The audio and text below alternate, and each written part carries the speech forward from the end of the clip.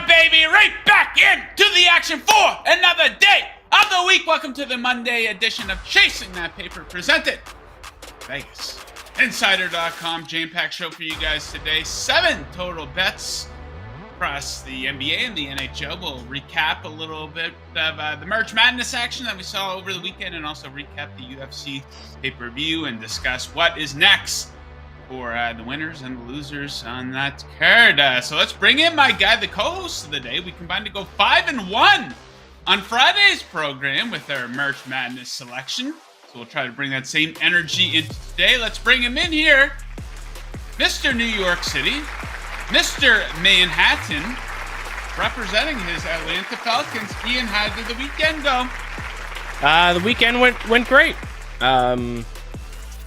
Yeah, it went great. I started playing pickup soccer last night, Joe. You'd be excited to find out here in New York. So that one a little rough. I'm a little out of shape. We didn't have any substitutions. I had to stay on the field the whole time, but it was fun. Pretty sore this morning, though. Did you humiliate yourself? A little bit. Could have been worse, Pretty but it embarrassing? was... Yeah, I think it's safe to say I'm the worst player on the team, which is not great. Yeah, I've been in sports situations where I've been, the worst is golf.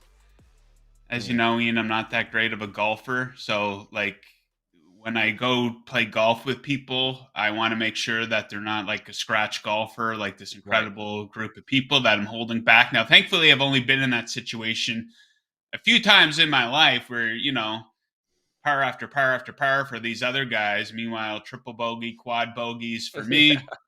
And, you're on the 7th hole and you're like, oh my God, we got 11 more holes to do. And you're walking. Absolute disaster. That's why I like to set the expectation before I play golf with people. Just so you know, I'm not that good. And then the other guy, well, yeah, I'm not that good either. Meanwhile, they're hitting low 90s because they're accustomed to playing with people who hit in the 80s, right? But yeah, that is the game of golf, right? Golf season right around the corner. Absolutely pumped for that. Okay, so a lot to get into today. Let's get right in to that action. Let's start off in the NBA in beautiful Philadelphia, where the Chicago Bulls are in 10. I'm going to take the Bulls to cover the first half spread, coming in at plus 4.5 points. Let's get right into this one. The Bulls have become a great first half team. Check them out. Since the All-Star break, they lead the NBA in first half point margin at plus 7.1. Problem is they get a little bit worse as the game goes on. So that's why we're sticking to a first half bet here.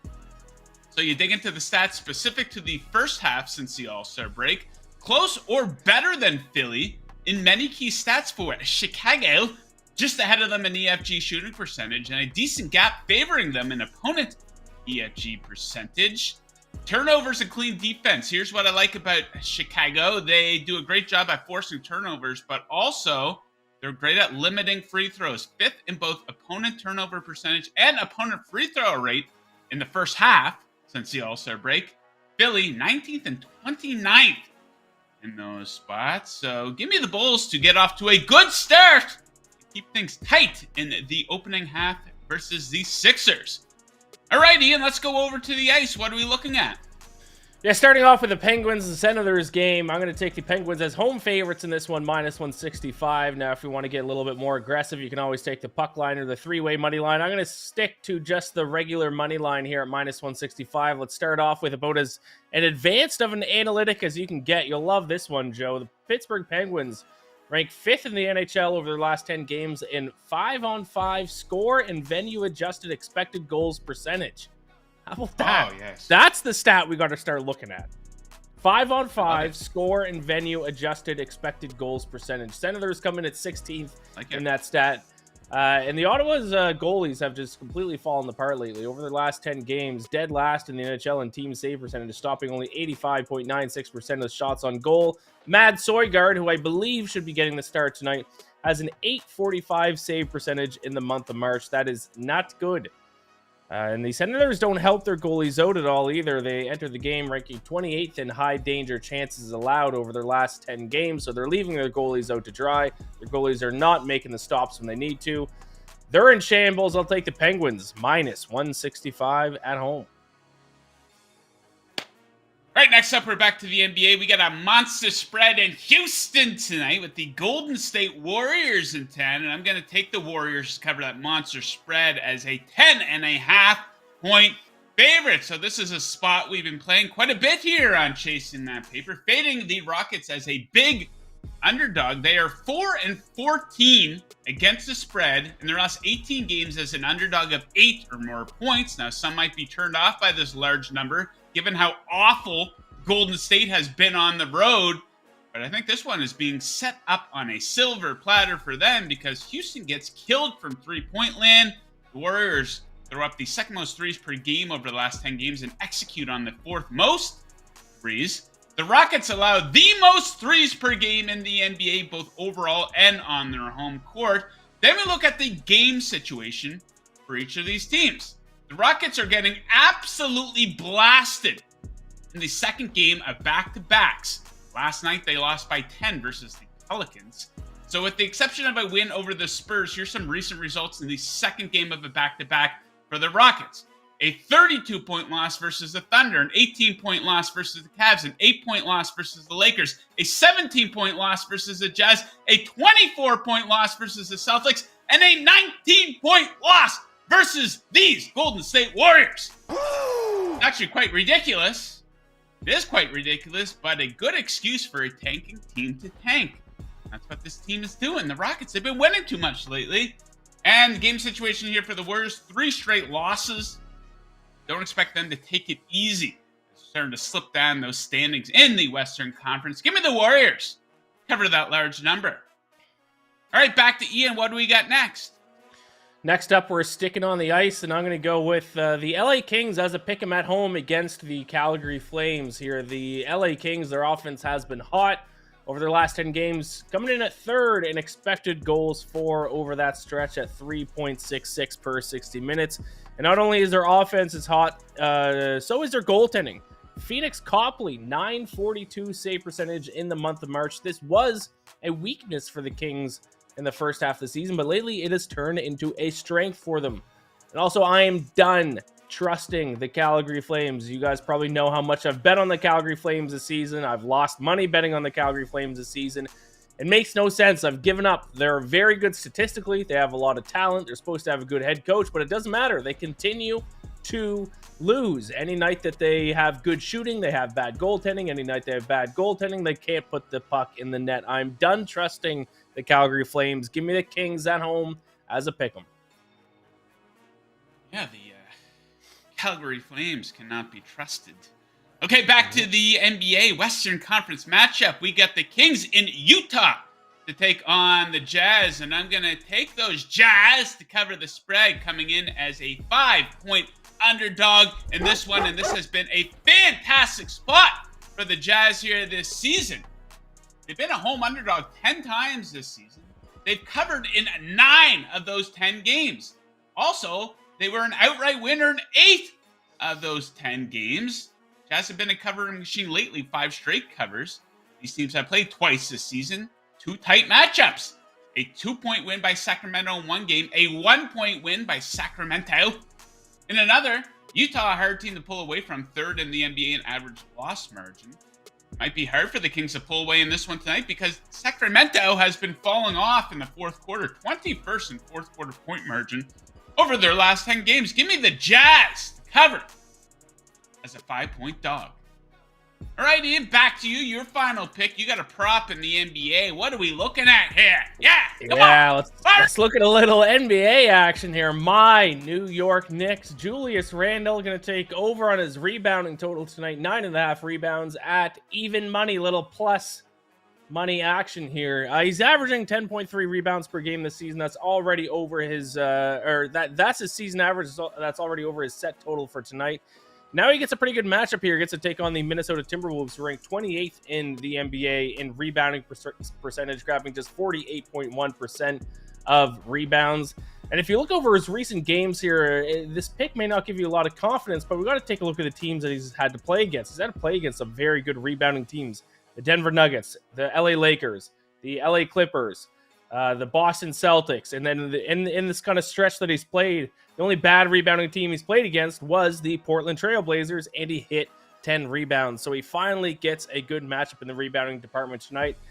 And I'm not really serious about this last point, but it is kind of funny, especially because I know how much Joe is going to love this. Julius Randle on Monday, he gets to work, averaging 11.9 rebounds per game when playing on Monday. This is a blue-collar worker here. He grabs his lunch pail on Monday. He says, I'm going to work, and he grabs 11.9 rebounds on the first day of the week. How about that? Not a great rebounder on the weekend. Yeah. Monday, he brings it. Monday rebounding trends. You're at chasing that paper. You got to love that. Some guys wake up extra motivated on a Monday morning. I can guarantee Julius Randle sitting somewhere right now in New York City, motivated, thinking about grabbing a couple extra boards because it is a Monday. Speaking of teams and players that excel on Mondays, the Florida Panthers undefeated on Mondays this season. No, I don't know if that's true. Probably not. But I do like the Florida Panthers to win tonight in regulation, -115. They're in Detroit versus the disgrace that is Detroit Red Wings. You dig into the numbers, enormous offensive gap favoring the Panthers here. Last 10 games, first versus 26 in expected goals for, 1 versus 29th in high danger chances for. Great analytics for Florida there, but you can argue that they've actually been unlucky.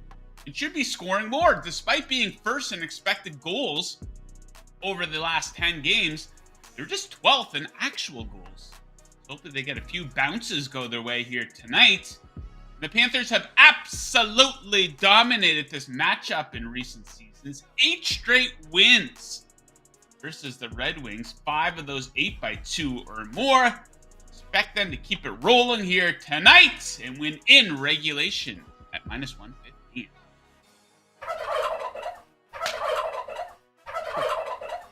Yes.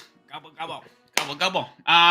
Okay, 7. Actually, before we get into our sponsor, you guys, if you're watching on YouTube right now, which you probably are, there's not many other places to watch the show. I think we should stream it on Twitter maybe, but hit the like button right down there. Hit the subscribe button right down there. And actually, yeah, what am I talking about? The podcast. I know a lot of people exclusively listen to the podcast. So if you're listening to the podcast version, make sure you leave us a 5-star review. And we appreciate you listening to the show. Thank you very much. If you guys ever have any suggestions for us here at Chasing That Paper, make sure you let us know. And if you are on YouTube right now, drop your best bets of the day in the comments section right down there. Let us know who you are on and why you like them. Okay, so 7 total picks on the show today. If you're looking to tail any of that action, or if you want to fade any of that action, the choice quite simply is yours. As a consenting adult, I recommend placing your action over at BetMGM. Let me tell you a little bit about the king of sportsbooks. Sign up with BetMGM and use the promo code VIBonus1100, and you will get up to $1,100 paid back in bonus bets if your first bet does not win. That's VIBonus1100, all one word, no spaces, for a first bet offer of $1,100 paid back in bonus bets if you don't win. Just use the code VIBonus1100. Visit BetMGM.com for terms and conditions. You must be 21 years or older to wager. Offers for new customers only. BetMGM, the king of sportsbooks. Yeah. All right. Let's kick around a couple topics here, Ian. Of course, we'll start with March Madness, what we saw of the weekend, the first 2 rounds now in the rearview mirror. My brackets completely busted. From a betting perspective, I'm off to a decent start here in the tournament. But let's take a look at the odds board here going into the Sweet 16. No shock here at the top. We got Alabama as the favorite. They just edge out Houston here, followed by UCLA, Texas, Connecticut. Creighton, Gonzaga. I can see a lot of people. Gonzaga is going to let you guys down. They always do that. I can see people hopping on their bandwagon here this week as we approach the Sweet 16. But does anything on that odds board stand out to you, Ian, as a bet to make right now? Or maybe a team that impressed in the opening weekend that you'd suggest staying away from? Yeah, a couple things stand out here, Joe. Creighton, I would stay far away from Creighton. I'm shocked that they're, sixth on the odds list right now. They have to face, I think it's likely because they have the easiest Sweet 16 matchup. They have to take on Princeton, who they should have no issue with. But then they probably have to take on Alabama in the Elite Eight, and Creighton has no business hanging with Alabama in that game. So 10-1, I would stay far away from Creighton. A team that I like here on the odds board is a team that I gave out pre-tournament. A team that I like because their path has completely opened up here, and that is Tennessee. Get to take on number 9 Florida Atlantic, and then probably it's going to be Kansas State or Michigan State. They should win both of those games. Their defense has proven to be completely dominant so far this tournament. Despite them not having their starting point guard, they have still been a very good team. So I have them right into the Final Four, and then who knows what's going to happen once they get to the Final Four. That defense might be exactly the recipe to defeat Alabama if that's who they end up facing. So I would stay away from Creighton. I like Tennessee. You couldn't go wrong going UConn or UCLA. I'd rather go UConn just because you get a little bit more value there. And UCLA has a little bit of a tougher matchup this round with Gonzaga. But other than that, it's been a pretty fun tournament so far. A lot of upsets. Shout out to Fairleigh Dickinson, second 16 seed winning ever. But yeah, if I were to place a bet right now, you give me free money to place down a bet, I'd probably go Tennessee 14-1. Tennessee 14-1. There you go. You heard it here first. Of course, Ian will be back with us on Thursday and Friday. We'll have our best bets for the Sweet 16 games on those days. So more big sporting news out of the weekend. UFC 278 is in the can. It was a fun pay-per-view. You got to love those early starts. I do, especially out here on the East Coast. And the main event, we saw Leon Edwards. He edged out Kamaru Usman. So Edwards cashes as an underdog in the plus 200 range. A good call by Ian. We were on opposite sides of that one, as you might recall. You know, this is a fight that really could have went either way. I do think Edwards deserved to win it, though. He landed 74% of his significant strikes. He stuffed a ton of takedowns. Kind of fought a dirty fight, though, didn't he? Now, I know he got the point deduction for the cage grab, but he was also hooking Usman's gloves at one point. He knocked him in the crotch area on several occasions. I think if Usman was given the decision, by no means would that have been a robbery. But I don't know. Usman, he looks like he's 35 years old now. I don't know if it's a mental edge Edwards has on him, but Usman, maybe his best days might be behind him. You know, I thought he was going to lean on his wrestling a lot more. I think he landed 4 of 15 attempts, and I put that out there on Twitter, and people were like, what are you talking about? Edwards was stuffing all of his takedowns. Relentless takedown attempts. We saw this with Merab versus Petr Yan the previous week. He didn't land his takedowns at a high percentage, but that strategy really did work for him. So yeah, Edwards, the division moves on. Now, a lot of debate about this over the weekend. Dana White came out after the fight and said that Colby Covington is going to be the next challenger for the welterweight title. A lot of people have a problem with this. We put up a poll actually on the Vegas Insider Twitter feed asking you guys who deserves the next shot. Who deserves the next shot at the UFC's welterweight title? 48.1% think Covington deserves it. Followed closely by Bilal Muhammad. And then, okay, Gilbert Burns, if he destroys Masvidal, yeah, he might have a case. But in no universe would Masvidal deserve a shot at the title here if he can somehow get by Burns. So here's the thing with this, guys. A lot of people have a serious problem with Covington getting the title shot here. He's been inactive for over a year now, and a lot of people think Bilal Muhammad deserves it. Muhammad's on a pretty good roll here, actually. Based on merit, yes, he 100% does deserve it. He hasn't lost in the UFC since 2019. Since then, he is 8-0 with a no contest. That was versus Leon Edwards, actually, an accidental eye poke. Muhammad was unable to continue in the second round of that fight. But here's what the hardcore UFC fan needs to understand, and they'd be a lot happier with the sport if they can accept this. The UFC is a business, and the point of a business is to make money. And as a result of that, a guy like Colby Covington, who's been in a bunch of pay-per-view main events before and has probably been a good draw for them, he's going to get chosen to fight in the main event for the title over a guy like Belal Muhammad, who hasn't really proven to be a draw. Does Muhammad deserve it more than Covington? Maybe, probably, based on merit. Like I said, Muhammad has been pretty damn good, but who's going to make more money?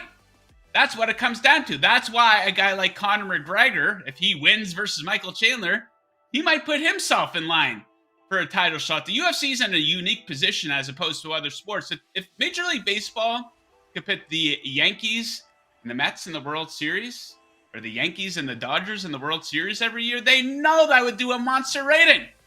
And they would do that. But that's not how that sport works. The UFC works. They can pit fighters in different positions.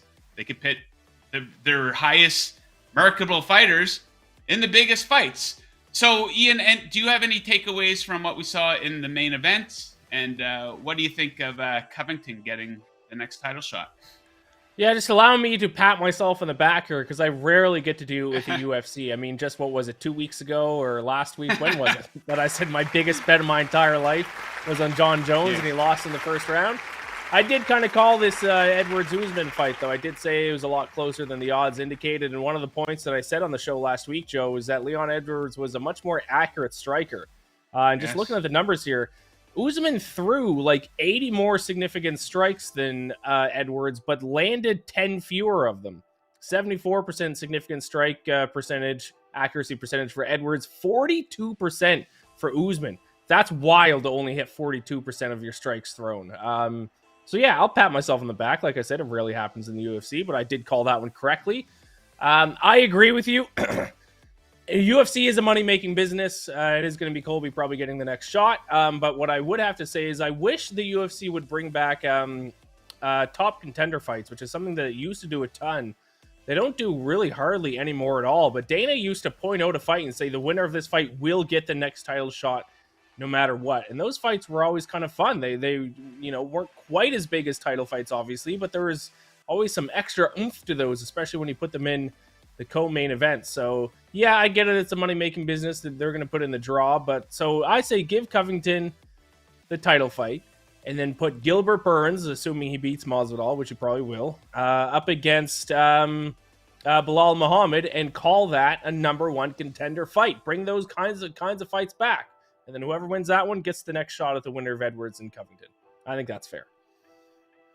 Yeah, I think you could, because Edwards isn't a guy who's necessarily known for quick turnarounds. Like, I don't think Edwards and Covington, I don't think that fight is going to take place in the summer here. You could easily set up Covington and Muhammad right now for spring, early summer potentially, and then later on in the year, they would get that fight. But hey, the UFC knows what they're doing. They're making a lot of money. As for Kamaru Usman, when he lost that, I thought, who the hell does he fight next now? He's fought a lot of the top contenders already in this division. He's not going to fight Gilbert Burns. A bunch of, they're not doing Masvidal again. I think a fight that, two marquee names that people know in the division, Usman versus Stephen Wonderboy Thompson, who's coming off of a win. He's been in a lot of big fights. So I'd like to see them set that fight up. Maybe, but I do think Muhammad would have gotten the title shot had Usman won.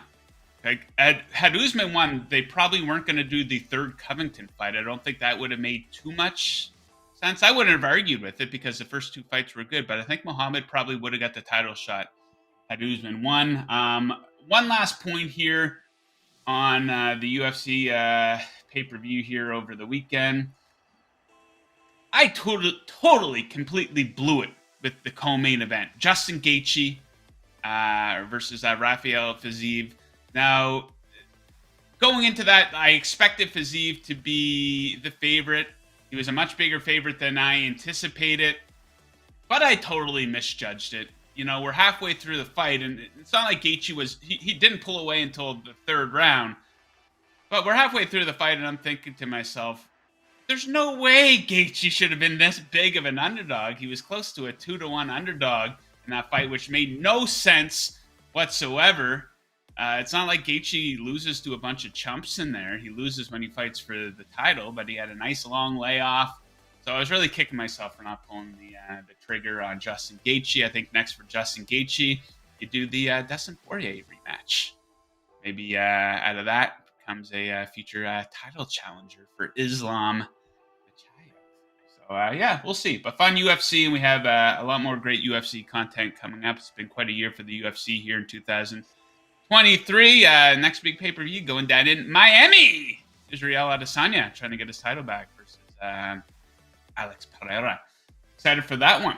Okay, guys, let me tell you a little bit about the Vegas Insider app right now. It gives you all the major sports betting odds at your fingertips, along with picks and expert breakdowns. You can shop for the best odds, find props, futures, and plenty more with the app. If you want more Vegas Insider content like our shows, videos, and podcasts, you can find it all on the app in the media section. Download the Vegas Insider app on Apple or Android. Bet better with the Vegas Insider app. Indeed. All right, Ian. What else do you have coming up this week that chasing that pay-per-viewers can sink their teeth into? Not much, to be honest. You can check out my written work at Fansided and BetSided. Right. I will be putting out a podcast with all my best bets for all 8 Sweet 16 games. When is that going to come out? It's a great question. Either Tuesday or Wednesday. I'm not positive. Other than that, yeah, check my written work over at Fansided, I suppose. Have you made an official World Series pick selection yet? No. Will you bring us one on? I have. I picked the Dodgers to beat the Blue Jays.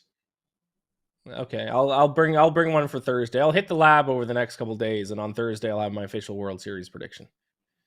Yeah, the Dodgers have the 4th best odds. They're usually 1st or 2nd the past couple seasons, but for some reason I think people are sleeping on them a little bit. They did have a bit of a quiet off season.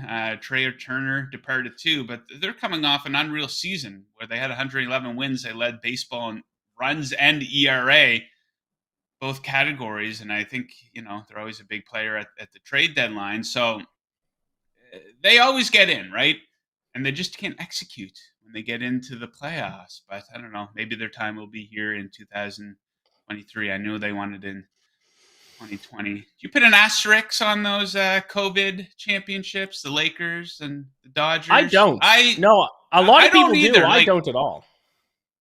I don't, because the teams were all playing under the same rules. So I don't at all either. Like, yes, okay, the Dodgers didn't have to play a grueling 162-game regular season, but neither did any other team. So it's not like they had some unfair advantage over the competition. Same thing for the Lakers in the bubbles. I do not. But, yeah. Okay, guys, let me tell you a little bit about today's Handicapper Heat Check presented by VegasInsider.com. Your home for the best expert picks in the business since 1997. Today's featured expert is Bill Marzano, who's on a 10-1 NBA run and a perfect 6-0 win streak in the NHL. Scott Rickenbach had back-to-back 2-0 days in college hoops and is 10-0 in his last 12 NHL picks. Scott Pritchard is on fire in the NBA with a 15-5 hot streak. Visit VegasInsider.com/picks for tonight's hoops and hockey bets. That's your Handicapper Heat Check. Stay hot, betters. Yeah. Ian, it is a fantasy baseball draft season coming up. I have my big draft tomorrow night. I won my league last year. And on tomorrow's edition of Chasing That Paper, in which I will be flying solo for, I'm going to have my favorite season-long player props. And most of them are probably going to be unders. Now, sportsbooks are getting wise because they used to have, and some probably still have this, but a lot aren't offering. Over-under ERA and over-under batting average were ones that I would like to bet because those aren't necessarily impacted by injuries. Like if you want to take the over on a guy's batting at, like you're not going to get burned by injuries, but when you're betting over-under hits, strikeouts, home runs, you can get totally burned by that. I'm going to have a lot of unders for you guys. Tomorrow, Ian will be back with his World Series pick for us on Thursday. Yes. We're going to be doing a New York Mets season betting preview as well. Ian's New York Mets. Is it fair to say the Mets are your National League team? Yes, I have adopted the Mets as my National League team. Yes, obviously still well below the Blue Jays when we're talking about all of baseball, but they're my NL team. Oh no, we suck again. That was the Mets down the stretch there last season, and the Blue Jays. What they blow an 8-run lead for God's sakes, versus the Mariners there. Yeah, that was a rough one, but 10 days away now from opening day, so pretty fired up for that. So that will give us a lot more to talk about here in the coming weeks. So we thank you very much for watching today's edition of Chasing That Paper. Best of luck with your bets tonight, unless of course you are fading us. And as always, keep chasing that paper. Whoa!